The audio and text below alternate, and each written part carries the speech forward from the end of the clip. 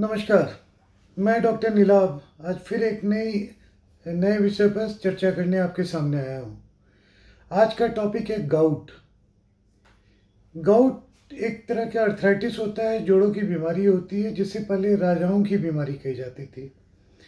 इसमें जॉइंट्स पे क्रिस्टल जमा हो जाते हैं यूरिक एसिड के। इसीलिए ये लैटिन वर्ड से आया है, जो वर्ड था गट्टा। गट्टा का मतलब होता है ड्रॉप ऑफ लिक्विड। तो ये माना जाता था कि जो हमारे शरीर में ब्लड है वो कोई गंदी चीज़ जॉइंट पे डाल देता है, जिसके वजह से जॉइंट में इन्फ्लामेशन आ जाती है। इसमें ब्लड में यूरिक एसिड ज़्यादा हो जाता है, जिसकी वजह से ये जोड़ों पे यूरिक एसिड के क्रिस्टल्स आके इन्फ्लामेशन करते हैं। ये किस में कॉमन है? यूजुअली ये मेल्स में कॉमन है। मिडिल एज के बाद मेल्स में ये ज़्यादा होना शुरू होता है, लेकिन फीमेल्स में भी जो ओवरवेट हैं या जिनको मेनोपॉज हो गया है, गाउट पाया गया है। गाउट होने के कई कारण होते हैं, जैसे ये कभी किसी वजह से अगर प्यूरिन ज़्यादा ज़्यादा बन रहा है, यूरिक एसिड ज़्यादा बन रहा है, तब ये यूरिक एसिड ब्लड में हाई होना शुरू होता है। या ये यूरिक एसिड हमारे शरीर से किडनी से बाहर आता है। अगर किडनी प्रॉपरली यूरिक एसिड को नहीं निकाल पा रही है, फिर अंडर एक्सक्रीशन हो रहा है, तब ये ज़्यादा हो जाता है। कुछ लोगों में जेनेटिक प्रॉब्लम होती है, एक एंजाइम नहीं होता है जिसकी वजह से यूरिक एसिड ज़्यादा होता है। तो 3 कारण सबसे कॉमन होते हैं। Number 1 is genetic, second is over production, third is under excretion. अब क्या चीज़ आप ज़्यादा खाते हैं तब ये यूरिक एसिड हाई हो सकता है। कई फूड होते हैं जो यूरिक एसिड को हाई करते हैं। अगर हम कॉम्प्लेक्स प्रोटीन की बात करते हैं तो ये एक उसमें न्यूक्लिक एसिड होता है। न्यूक्लिक एसिड जिससे आरएनए और डीएनए बनते हैं, तो वो 2 तरह के होते हैं। एक के प्यूरिन कहे जाते हैं, एक पैरिमिडीन कहे जाते हैं। जो प्यूरिन डेरिवेटिव हैं वो जब ब्रेक करते हैं तब यूरिक एसिड का प्रोडक्शन ज़्यादा होता है।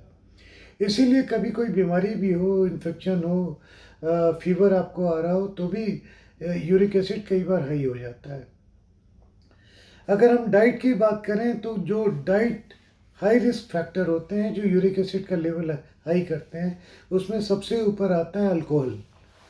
अल्कोहल में भी बियर सबसे कॉमनली कॉज करता है, क्योंकि ये इससे फर्मेंट होता है। तो जो बियर यीस्ट होता है वो यूरिक एसिड लेवल को हाई करता है, और वाइन में सबसे कम होता है।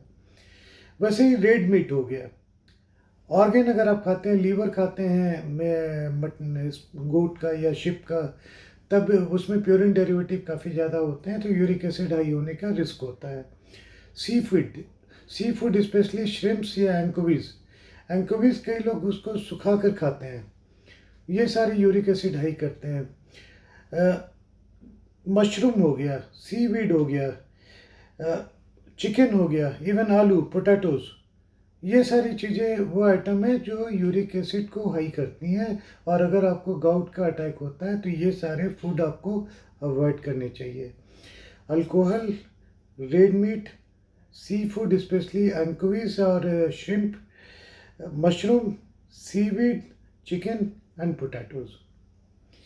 कुछ फूड होते हैं जिसमें मॉडरेट ये प्योरिन होते हैं, वो जो लोग जेनेटिकली प्रीडिस्पोज्ड होते हैं उनमें तो ये गाउट कॉज करता है, बाकी नॉर्मल लोगों में नहीं कॉज करता है। उसमें आता है जैसे बीन्स हो गए, मटर हो गया, दालें हो गई, स्पिनच हो गया, ये मॉडरेट इसमें होते हैं। तो यूजुअली ये गाउट से एसोसिएटेड नहीं होते हैं, खाना अलाउड होता है। लेकिन जो जेनेटिकली प्रीडिस्पोज्ड हैं उनमें ये यूरिक एसिड को बढ़ा सकते हैं। अब हम बात करते हैं कि क्या सिम्टम क्या होता है। रात में आप ठीक से सोते हैं, बीच रात में आपकी नींद खुलती है, और कोई भी एक जॉइंट जो सबसे कॉमनली पाया गया है कि पैर के अंगूठे का जॉइंट, बेस पे उसके जो है अचानक सूजन हो जाती है, रेड हो जाता है और दर्द होना शुरू होता है, और सुबह तक होते होते ये दर्द काफ़ी ज़्यादा हो जाता है, यहाँ तक कि अनबेरेबल हो जाता है। अगर ये पैर के अंगूठे में होता है तो इसे पोडेग्रा कहा जाता है। लेकिन ये सिर्फ ऐसा नहीं है कि पैर के अंगूठे में ही रिस्ट्रिक्टेड होता है, ये हाई यूरिक एसिड में एड़ी एड़ी में भी पेन होता है, एंकल में हो सकता है, घुटने में पेन भी हो सकता है, पानी भी भर सकता है जो जॉइंट डिफ्यूजन कहा जाता है। उसके अलावा हाथों की उंगलियां हो गई, रिस्ट हो गया, एल्बो जॉइंट हो गए, यानी कि जो पेरिफेरल जॉइंट्स हैं उन पेरिफेरल जॉइंट्स को गाउट अफेक्ट करता है। अगर हम यूरिक गाउट को जब हम देखते हैं तो ये सिर्फ जॉइंट को ही इन्वॉल्व नहीं करता है, किडनी में भी स्टोन बनाता है, और अगर ये लंबे समय तक होता है तो किडनी को ये डैमेज भी कर सकता है। वैसे ही गाउट को एक्यूट गाउट कहा जाता है जब एक्यूट अटैक होता है, जो पेन और स्वेलिंग आती है। और कई बार ये जब हाई यूरिक एसिड रहता है तो क्रोनिक गाउट होता है, जब ये जॉइंट को डिस्ट्रॉय कर देता है, जो क्रोनिक गाउटी अर्थराइटिस कहा जाता है। तो मेनली ये दो जगह इन्वॉल्व करता है, एक तो जॉइंट्स को हो गया और दूसरा किडनी को इफेक्ट करना शुरू करता है। इसकी डायग्नोसिस कैसे बनती है? इसकी डायग्नोसिस यूजुअली जो हम करते हैं वो हम ब्लड टेस्ट से करते हैं। ब्लड टेस्ट में इंडिया में हम 6 के ऊपर की रिपोर्ट को एबनॉर्मल मानते हैं, 6 मिलीग्राम पर डेसीलीटर अगर यूरिक एसिड आ रहा है। लेकिन कई बार ये 7 के ऊपर भी एसिम्टोमेटिक होता है। 9 के ऊपर तो आपने ट्रीटमेंट शुरू करना ही करना होता है, लेकिन 7 के ऊपर भी ये किडनी में प्रॉब्लम कर सकता है। लेकिन पाया गया है कि जब भी एक्यूट अटैक होता है तो most of the time uric acid का लेवल नॉर्मल होता है, क्योंकि ऑलरेडी क्रिस्टल जाकर डिपॉजिट हो चुके हैं जॉइंट पे, इन्फ्लामेशन कर रहे हैं। तो अगर क्लिनिकली आपको सिम्टम है तो वो एज अ गाउट ही आपको लेवल किया जाता है, अगर आपका यूरिक एसिड नॉर्मल हो तब भी। इसकी डेफिनेटिव डायग्नोसिस बनती है जब किसी जॉइंट के अंदर फ्लूइड हो गया, इफ्यूजन हो गया, उसको आपने सिरिंज से निकाला पानी को और उसमें यूरिक एसिड के क्रिस्टल्स आपने आइडेंटिफाई किए। दैट इज़ द 100% प्रूफ कि ये गाउटी है। इसके ट्रीटमेंट में जो दवाइयाँ दी जाती हैं, सबसे पहले जो हम बोलते हैं राइस, यानी उसको रेज कीजिए, आइस पैक दीजिए, कोई भी एंटी इन्फ्लामेटरी एजेंट दीजिए। ये सारी चीज़ें जब आप करते हैं तब ये आपको लोकली उस जगह पे हेल्प देता है। आइस पैक काफ़ी हेल्प करता है। It's not the warm fermentation, गर्म की सिकाई नहीं, आइस की सिकाई करनी चाहिए। दवाइयों में जो NSAID ग्रुप कहा जाता है, जिसमें आइब्यूप्रोफेन होता है, टोरिकॉक्सिब होता है, एंडोमेथासिन होता है, नाप्रोक्सेन होते हैं, ये सारे मेडिसिन हम देते हैं एक्यूट अटैक को कम करने के लिए। अगर जो लोग NSAID को नहीं टॉलरेट कर पाते हैं उनमें कोल्चिसिन दिया जाता है, लेकिन कोल्चिसिन का एक साइड इफ़ेक्ट होता है डायरिया। तो ये डायरिया बहुत ही कॉमन है अगर किसी को कोल्चिसिन देना पड़ा, चूँकि वो NSAID को टॉलरेट नहीं कर पा रहा है या उससे ठीक नहीं हो रहा है। जब इन दोनों ड्रग से प्रॉब्लम होती है या इन दोनों से कंट्रोल नहीं होता है तो स्टेरॉइड भी हमें देना पड़ता है। इनके साथ ही एक्यूट अटैक के ख़त्म होने के बाद यूरिक एसिड कम करने की दवा भी हम देते हैं, जिसमें 2 मेडिसिन आती हैं, एक तो फेविक्सोस्टैट जो नहीं आई है और दूसरा एलोपेरिनॉल। इसके अलावा कई बार हम किडनी से इसके एक्सक्रीशन को बढ़ाने के लिए जो मेडिसिन देते हैं प्रोबेनिसिड, वो भी देना पड़ता है कि जितना ज़्यादा यूरिक एसिड का लेवल है वो किडनी से बाहर आ जाए। तो ये रही ट्रीटमेंट की बात। कुछ लोग होते हैं जो हाई रिस्क ग्रुप होते हैं, जिसमें ओबिसिटी बहुत कॉमन फैक्टर है। अगर एब्डोमिनल ओबिसिटी हो या BMI 35 से ज़्यादा हो तो आप हाई रिस्क ग्रुप में आते हैं।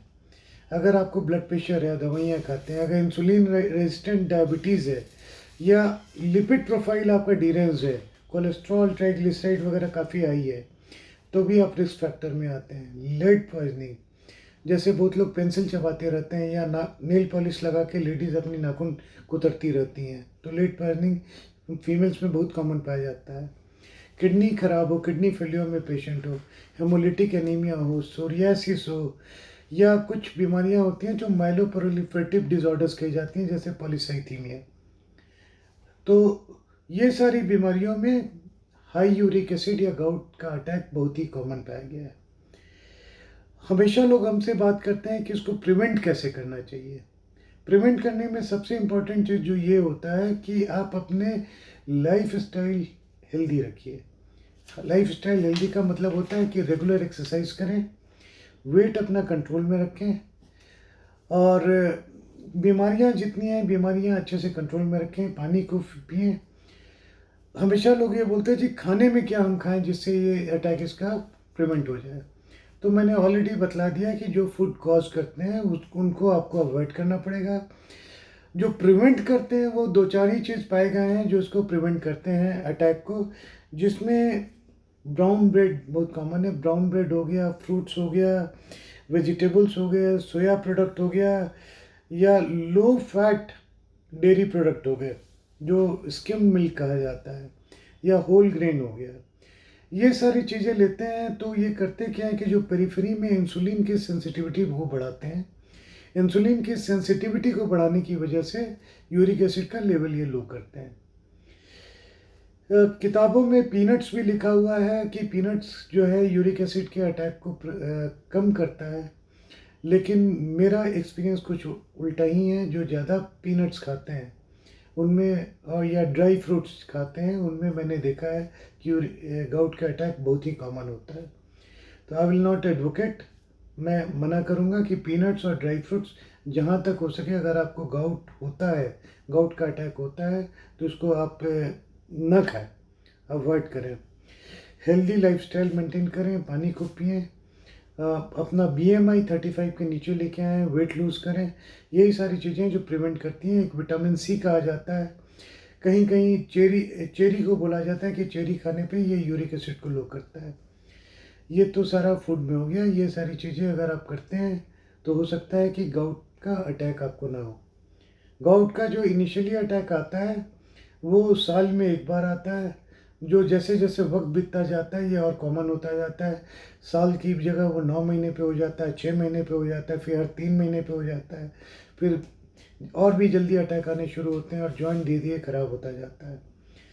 इसलिए जहाँ तक हो सके कॉशियस रहें, सीरम यूरिक ब्लड का टेस्ट करवाते रहें अगर कभी जॉइंट में पेन हो या आर्थराइटिस हो, और अगर यूरिक एसिड आपका हाई रहता हो तो उसे दवाइयों से, लाइफस्टाइल चेंज करके, और जिस तरीके से भी इसे आप कंट्रोल कर सकते हैं, कंट्रोल करके इसे नॉर्मल लेवल पे रखें। आज के लिए बस इतना ही। अगली बार हम चर्चा करेंगे रूमेटॉइड आर्थराइटिस पे। नमस्कार।